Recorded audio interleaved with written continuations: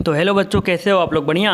हम भी एकदम मस्त हैं। तो हम क्लास 9th यानी 9वीं क्लास के विज्ञान यानी साइंस के चैप्टर 9 यानी कि 9वें चैप्टर को पढ़ रहे हैं, जिसका नाम है बल तथा गति के नियम, force and law of motion. तो चलिए, आज उसका दूसरा वीडियो है। पहले वीडियो में हमने इंट्रोडक्शन देखा था कि हम इसमें क्या क्या पढ़ने वाले हैं, तो मान सकते हैं कि आज से हम इसका शुरुआत कर रहे हैं। ठीक है, तो चलिए डिफिनीसन को मैं समझाता हूँ हिंदी और इंग्लिश दोनों मीडियम में। चलिए, तो आप लोग फोर्स को तो आप सुनते आ रहे होंगे और पढ़ते आ रहे होंगे। तो फोर्स एक बार क्या होता है, एक सेकेंड। तो फोर्स वो भौतिक कारक होता है, बल वो भौतिक कारक है जिससे लगाकर हम किसी वस्तु के आकार, उसके आकृति, उसके साइज, आकार मतलब साइज ही होता है, और उसके अवस्था में परिवर्तन ला सकते हैं। इंग्लिश में समझाता हूँ। The force is a factor, the force is a physical quantity और physical factor by which we can change the size, shape and state of any object. यानी कि किसी वस्तु के साइज़ में भी परिवर्तन ला सकते हैं, और उसके साइज़ मतलब साइज़ को बदल सकते हैं। जैसे गुब्बारा है, तो गुब्बारा को आप, ये गुब्बारा है, ठीक है, गुब्बारा को आप दबाओगे तो इसका साइज़ बदलेगा कि नहीं? बदलेगा ना, साइज़ छोटा हो जाएगा। और साथ ही साथ शेप भी बदल सकता है। जैसे यहाँ पे एक तुम उदाहरण के लिए समझ लो, एक डंडा यहाँ पे सीधे पड़ा हुआ है, लेकिन डंडा को जब तोड़ दोगे तो इसका शेप किस तरह हो गया? इस तरह, एक त्रिभुज की तरह, मतलब पूरा त्रिभुज नहीं होगा। तो इस तरह हम साइज़ को भी बदल सकते हैं, शेप को भी बदल सकते हैं, और स्टेट को। जैसे मान लो स्टेट मतलब उसकी अवस्था। मान लो ये रोड है, इस पर गाड़ी रुका हुआ है, धक्का लगा के क्या कर सकते हो? इस गाड़ी को आगे बढ़ा सकते हो। या कोई भी ऑब्जेक्ट भी हो सकता है। बॉल जो है, बैट बॉल खेलते हो तो बॉल को मारते हो बैट से, तो क्या होता है? बॉल भाग जाता है, मतलब वहाँ पे फोर्स लगा। ठीक है, तो फोर्स से हम ये कर सकते हैं। साथ ही साथ बल से हम किसी ऑब्जेक्ट को रोक भी सकते हैं। मतलब कोई गाड़ी चल रही है, एकाएक आप ब्रेक लगा दिए तो रुक जाएगा कि नहीं? रुक जाएगा ना। तो बल से हम चीज़ों को रोक भी सकते हैं। चलिए इसको इन डिटेल यहाँ पे समझते हैं। तो यहाँ पे लिखा है फोर्स के बारे में, force is enable to do any work. हमें किसी भी काम को करने के लिए सक्षम बनाता है। मतलब उसी फोर्स से हम किसी भी काम को कर पाते हैं। किसी ऑब्जेक्ट को उठाना हो गया, हम खुद उठते हैं, हम खुद चलते हैं तो बल हमें लगता है चलने में। ठीक है, तो ये फोर्स होता है। और इसके बाद से पुल और पुश को भी फोर्स कहा जाता है। किसी भी ऑब्जेक्ट को पुल करना या पुश करना, यानी घींचना या धक्का देना को बल कहते हैं। आपने क्लास 8 में सुना ही होगा। तो पुल और पुश भी बल कहलाता है। और जैसे मैं यहाँ पे एग्जांपल में दिया है कि एक दरवाज़ा को जब हम धक्का देते हैं तो क्या होता है? वो खुल जाता है। और जब घींचते हैं तो क्या होता है? वो बंद हो जाता है। अलग अलग भी हो सकता है, कभी दरवाजे इधर से हो तो खुल भी सकता है, बंद भी हो सकता है। ठीक है, जैसे कि मान लो अंदर हो तो धक्का दोगे तो दरवाज़ा खुल जाएगा। दैट इज़, अरे ओवरऑल सब मिला के ये समझो कि बल जो है घींचना और तानना है। लेकिन इतना ही से हम संतुष्ट नहीं हो सकते, क्योंकि हम क्लास 9th में आ चुके हैं। हमें बल को इन डिटेल में और अच्छे से समझना होगा। तो चलो बल को हम और अच्छे से समझते हैं। सबसे पहले मैं बता दूं कि हम बल को नहीं देख सकते। We can't see force. हम केवल बल के प्रभाव को देख सकते हैं। We can only see the effect of force. Okay, so we can't see force. Force कहीं दिखाई नहीं देता है। फोर्स कहीं देखा है तुमने कहीं बल वगैरह? नहीं ना।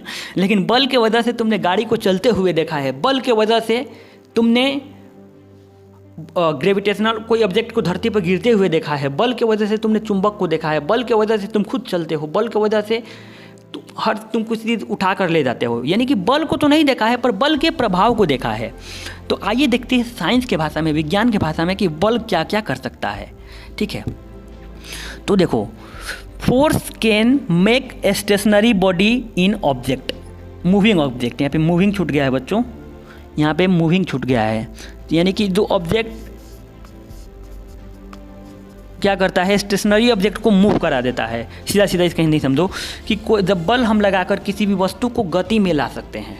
ठीक है, कोई रुका हुआ है, कोई कार है चाहे वस्तु है, उसको मारेंगे तो चलना शुरू कर देगा, यानी कि गति में आ गया। तो हमने क्या किया? बल लगाया। तो बल लगा के किसी ऑब्जेक्ट को गति में ला सकते हैं। यहाँ पे एग्जांपल दिया हुआ है, मैंने एग्जांपल भी बता दिया आपको। और force can stop a moving object. कोई वस्तु चल रहा है पहले ही से, लेकिन उस पर ब्रेक लगा के, यानी कि फोर्स लगा के हम रोक सकते हैं। वो नकारात्मक फोर्स होगा, उसको हम फार्मूला में पढ़ेंगे फोर्स के फार्मूला वगैरह, और एक मैथमेटिकल एक्सप्रेशन को न्यूटन सेकेंड लॉ में पढ़ेंगे। फिलहाल अभी डिफिनीशन को देखते हैं।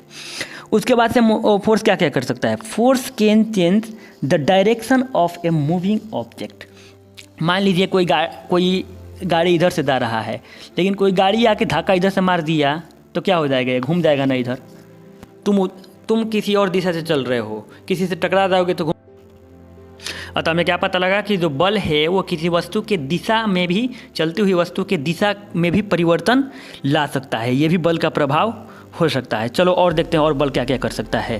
Force can change the speed at a moving object of a moving object, यानी कि ऑब्जेक्ट जो बल है वो उसके स्पीड में भी परिवर्तन ला सकता है। मान लीजिए बल, ये गाड़ी है, चाहे मान लीजिए गेंद है, चाहे कुछ भी है, ऑब्जेक्ट है, ये चल रहा है, पहले से चल रहा है, लेकिन इस पर थोड़ा और ज़्यादा बल लगा दोगे तो क्या इसके स्पीड में परिवर्तन नहीं हो जाएगा, ये और स्पीड चलना शुरू कर देगा। मान लो कोई ऑब्जेक्ट है जो बहुत ज़्यादा स्पीड चल रहा है, तो इस पर उल्टा बल लगा दोगे तो धीरा स्पीड हो जाएगा कि नहीं, रुकना शुरू हो जाएगा। इस दिशा से बल लगा दोगे तो, है ना। तो इस प्रकार ऑब्जेक्ट जो फोर्स है वो स्पीड में भी परिवर्तन ला सकता है, यानी कि स्पीड में परिवर्तन को ही तो हम कहते हैं बच्चों एक्सीलरेशन, त्वरण, यानी कि बल के वजह से त्वरण उत्पन्न हो सकता है। इसके बारे में हम डिटेल में पढ़ेंगे आगे। चलो अभी देखते हैं और क्या क्या बल का प्रभाव है। यहाँ पे कह रहा है force can change shape and size of object. बल जो है किसी वस्तु की आकृति और आकार दोनों में बदलाव ला सकता है। एक रबड़ है, आप उसको खींच के बढ़ा सकते हो, है ना, और साथ ही साथ एक गुब्बारा है जिसको आप दबा के छोटा भी कर सकते हो, साथ ही साथ वो गोलाकार था, स्फेरिकल था, वो दबा दोगे तो कैसा हो जाएगा मतलब एक अलग आकार का हो जाएगा कि नहीं। तो बल लगाकर हम किसी भी चीज़ के आकार को भी बदल सकते हैं, है ना। जैसे आप लोग कापी को ऐसे कर सकते हो, मतलब एक पेन को आप सीधा है उसको तोड़ के एक एंगल में भी बना सकते हो, जैसे इस प्रकार। हमने शुरुआत में ही इसके बारे में चर्चा किया। तो यह कुछ तरीका है बल, जिससे हमें बल का प्रभाव दिखाई देता है। ये सब कुछ इफेक्ट ऑफ फोर्स है। एक बार फिर रिपीट कर दूं क्या क्या है। तो बच्चों इफेक्ट ऑफ फोर्स में है, सबसे पहले हमने देखा कि बल जो है किसी भी वस्तु को गति में ला सकता है। दूसरे बात से देखा कि बल किसी वस्तु को रोक भी सकता है। तीसरा में हमने देखा कि बल जो है वो वस्तु के दिशा में परिवर्तन ला सकता है। और चौथा भी देखा हमने कि बल जो है स्पीड में परिवर्तन ला सकता है, स्पीड को बढ़ा या घटा सकता है। उसके बाद से पांचवा इफेक्ट को भी हमने देखा कि बल जो है वो शेप साइज यानी कि आकार और आकृति में भी परिवर्तन ला सकता है। तो अभी इस वीडियो में अभी के लिए बस इतना ही, और फिर हम अगले वीडियो में डिस्कस करते हैं किसी अलग टॉपिक के साथ। मतलब अगली वीडियो में हम पढ़ेंगे balance and non balance force, type of force पढ़ेंगे। तब तक के लिए बाय बाय बच्चों, टाटा।